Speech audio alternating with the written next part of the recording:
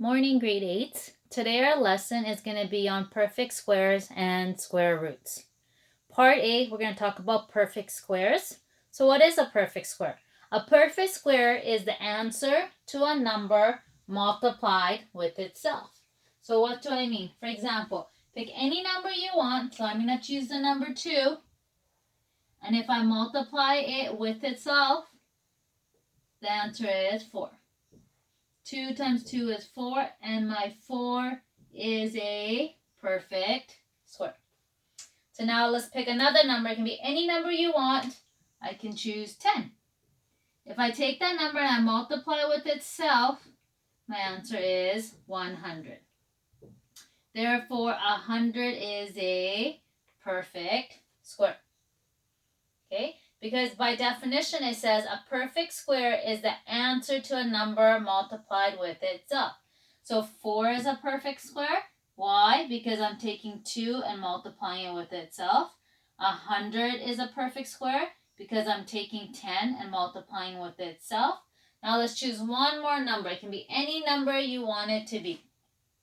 So if I choose the number 6, I multiply with itself, I get 36. So 36 is a perfect square. So you can choose any number you want and you multiply with itself, the answer will give you a perfect square. So you can determine if a number is a perfect square by prime factorization. And this is what we did in our last lesson. And so we're going to do some examples to figure out if a number is a perfect square or not. Example 1, are the following numbers perfect squares? So A, I can give you any number, for example 36. I can ask you, is 36 a perfect square? I can get a lot of different answers, but if I ask you to use prime factorization, you have to do your factor tree. So you have to ask yourself, what are two numbers that multiply to give me 36, which are 6 and 6. Then you ask yourself, are these prime numbers? And they're not. They can get broken down into 3 and 2, 3 and 2. So the prime factorization of 36 is equal to 2 times 2 times 3 times 3. So that is what we did last week on Thursday. And now to add it to today's lesson, is this a perfect square? You know that by looking at your prime numbers. If all your prime numbers have a partner, that means it is a perfect square. They have a partner and they have a partner. So yes, this is a perfect square. And why? Because a 2 had a partner and the partners have to be the same. 3 had a partner and it has to be the same. Okay, let's do another example.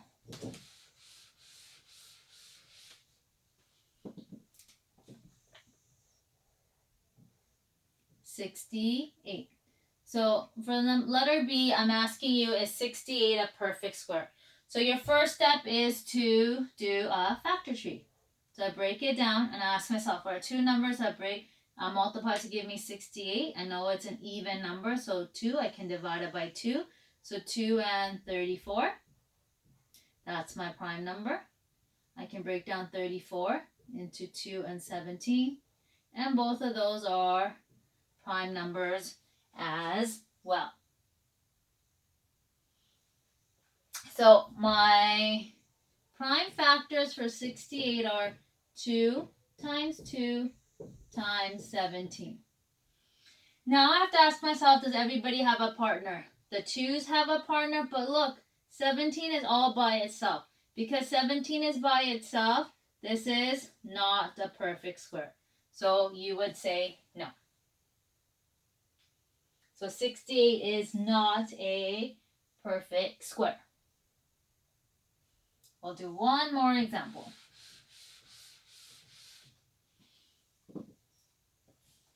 Letter C, 84.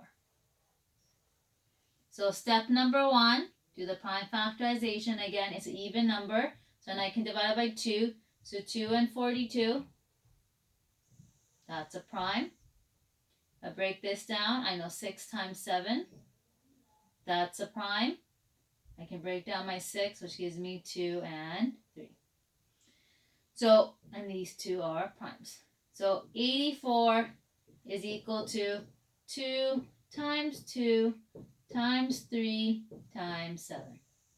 The 2 has a partner. Remember, partners have to be the same. But 3 is by itself and the 7 is by itself. These two cannot become partners. In order for 3 to have a partner, I needed another 3. So the answer is no.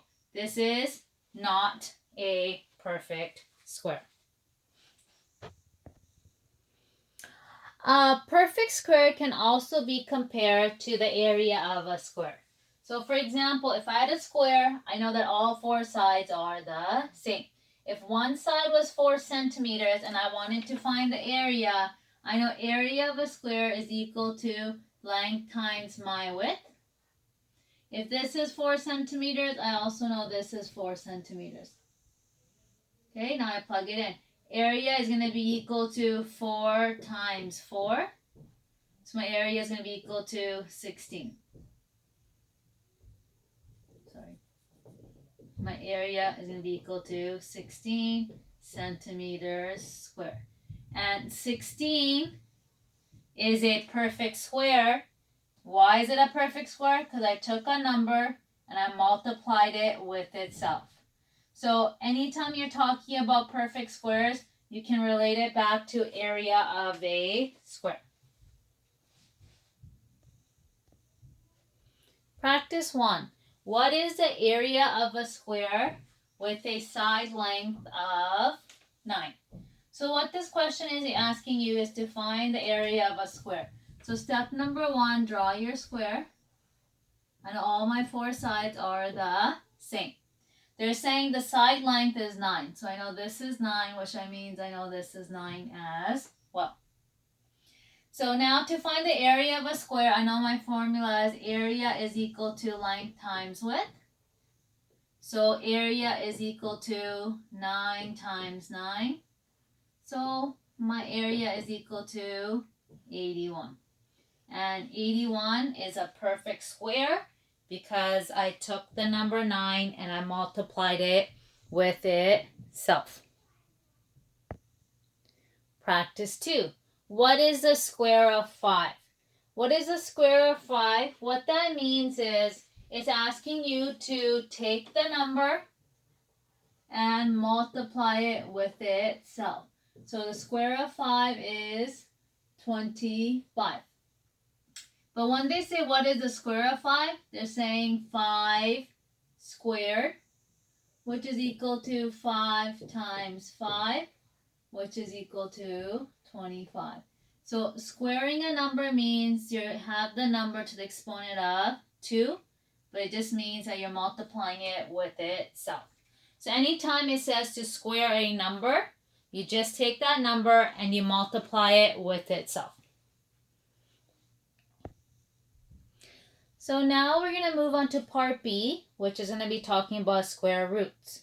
So a square root is a number being multiplied with itself. Example, what is the square root of 25? So if I'm trying to find the square root of 25, I'm asking myself what number multiplied with itself gave me 25.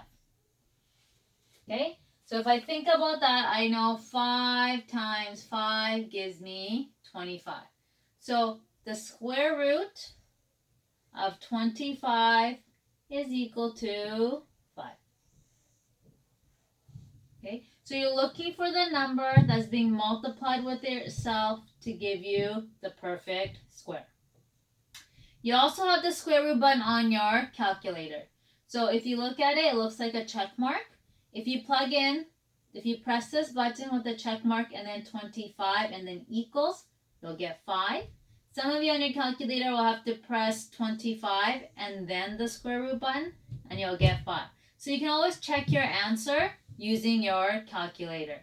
So when the question is asking you what is a square root of a number, you're trying to ask yourself what number multiplied with itself gave you that answer. Practice 3. So determine the square root of the following numbers. So if I give you the number 81, I'm asking you to find the square root. One way you can do this question is you can ask yourself what number multiplied with itself gives me 81. Or you can plug in the square root of 81 into your calculators and that'll give you the answer. And the third way of thinking about this is my square. The area of my square is given. So the area is equal to 81. What is the side length? So when I'm asking you to find the square root of a number, I'm asking you to find what is the side length of my square. And how do I figure that out? I have to ask myself, what are two numbers that multiply to give me 81? And we know that's 9. And if we can't figure that out, we can always use our calculator and plug in the root of 81. That gives me 9. So the square root of 81 is equal to 9.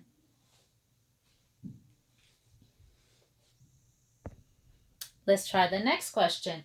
I'm asking you, what's the square root of 144? So you're asking yourself, what number multiplied with itself gives me 144? Or you can take the square root of 144 by plugging it into your calculator. Or I'm asking you to find the side length of my square. So 3 different ways asking you the same question. So some of you might realize that 144 is 12 times 12. If you plug that into your calculator, you get 12.